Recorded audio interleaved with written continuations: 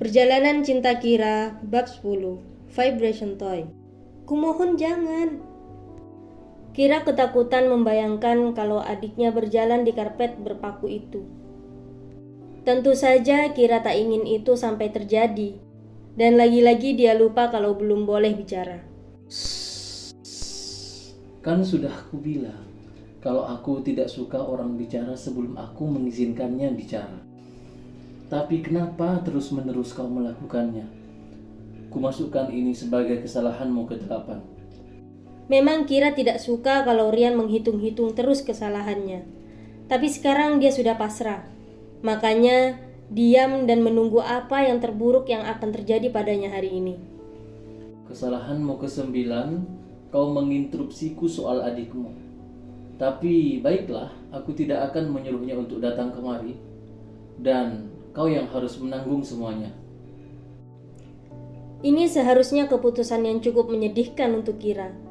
Tapi hatinya begitu lega karena pria berstatus suaminya itu tidak jadi menghukum adiknya.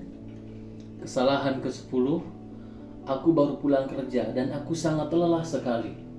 Kenapa tidak ada makanan? Apa? Jadi aku harus memasak untuknya? Kenapa dia tidak bilang pada aku? Dan sejak kapan ada peraturan aku harus memasak? Kenapa tidak bilang dari awal sih? Wajar bukan kalau hati Kira menjerit mendengarnya. Itu perintah tanpa sosialisasi sebelumnya.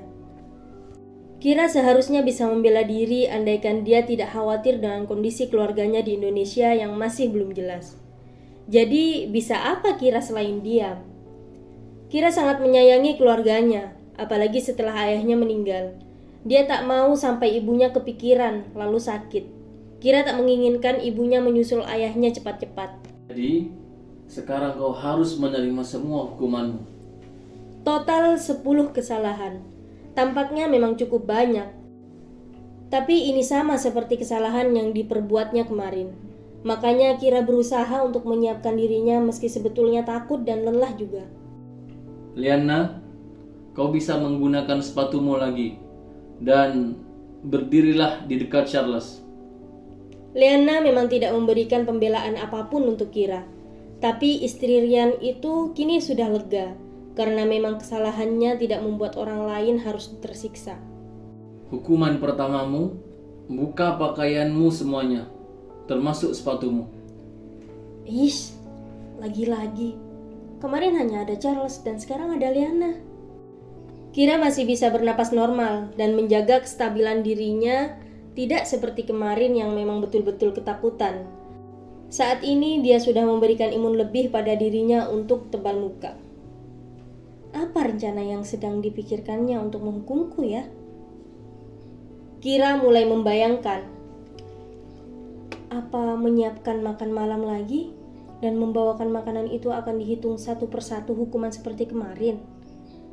Kira berharap hukumannya tidak jauh-jauh seperti yang kemarin. Tapi apakah Rian menghukumnya sama seperti harapan Kira? Hukuman kedua, bakar baju dan sepatumu. Dan Liana, bawakan pemantik apinya. Dengan begini, aku sudah tidak lagi memiliki pakaian normal. Itukah yang kau inginkan? Aku tidak punya pakaian normal supaya aku tidak bisa kabur dari tempat ini.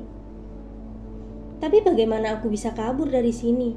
Sedangkan aku juga tidak tahu penjagaan seketat apa yang kau miliki di apartemenmu. Kira mendekatkan api pada bajunya yang sedikit demi sedikit terbakar sambil ngedumel. Bibirnya tak bisa mengatakan apapun.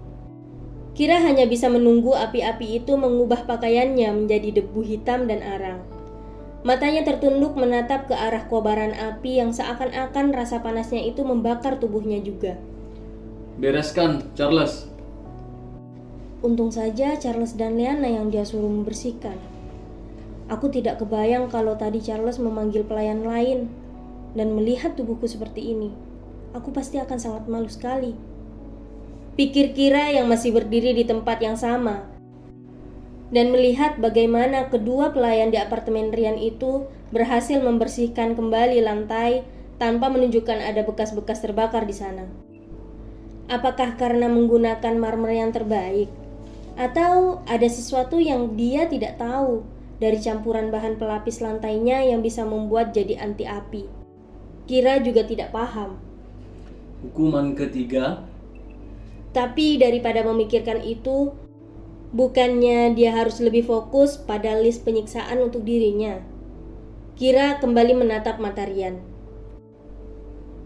Liana, bawakan 1 vibrator berwarna merah. Baik, Tuan. Jadi kalau orang tidak menatapnya dan dia juga tidak menatap orang itu, maka kami boleh menjawabnya dengan suara. Seperti sekarang dia melihatku tapi dia memerintah pada pelayannya, lalu pelayannya boleh menjawab, begitu? Kira menduga. Memang dia tidak mengenal Rian, tapi Kira berusaha untuk mempelajarinya sedikit demi sedikit untuk keamanan dirinya sendiri. Permisi, Tuan. Ini yang Anda inginkan.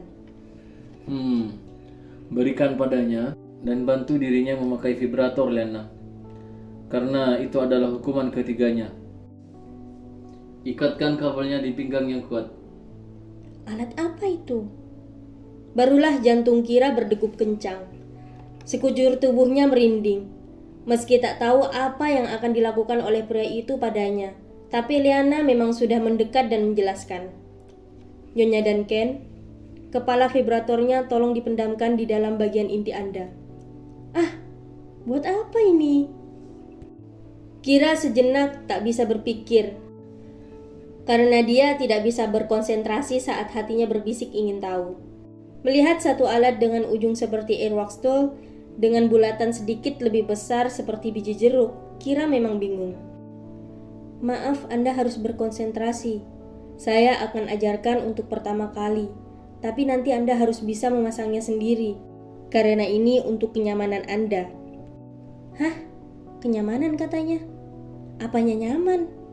Aku malah bingung dengan kabel-kabel ini. Bisik hati Kira ngeri. Rian memang memberikan vibrator dengan kabel panjang yang bisa dililitkan di pinggangnya dan menggunakan tenaga dari baterai seperti untuk lampu LED bentuk baterainya. Dan itu disematkan sangat kuat sekali di pinggang Kira supaya tidak terjatuh. Duh, gak nyaman. Kayak ada sesuatu yang nyempil. Seru hati Kira, karena ujung kepala vibrator bentuknya seperti ujung cotton bud. Cuma agak besar, sudah dibenamkan di dalam miliknya sepanjang jari telunjuk. Untuk Kira yang tidak pernah memakai alat seperti itu, sebetulnya ingin protes karena mengganjal. Tapi yang ada, dia malah terpaksa tersenyum saat Liana selesai bicara. Sudah selesai, Nyonya dan Ken. Dan sekarang apa? Gunanya ini untuk apa? Kira bingung sekaligus hatinya mencelos karena rasa takutnya membayangkan apa yang akan terjadi di dalam sana.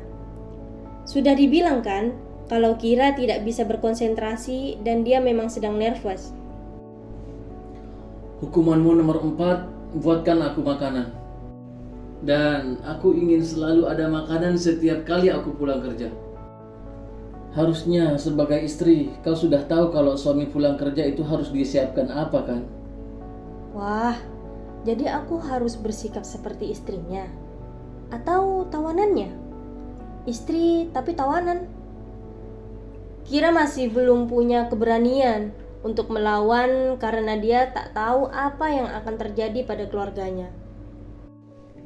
Tapi kalau tiap hari aku disuruh membuatkannya makan malam, itu berarti aku tidak harus jalan di atas paku itu kah?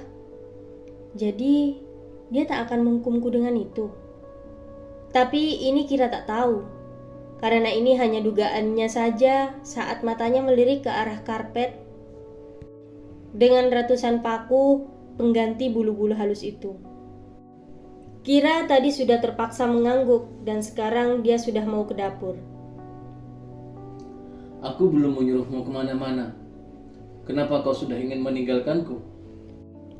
Tapi langkahnya sudah dijegal oleh Rian yang justru berjalan mendekat padanya. Mau apa dia? Kira cemas. Apa dia ingin menyuruhku jalan ke dapur melewati karpet itu dulu? Ini pikiran ekstrim Kira saat pria berstatus suaminya sudah berdiri dengan jarak kurang dari 30 cm dari hadapannya.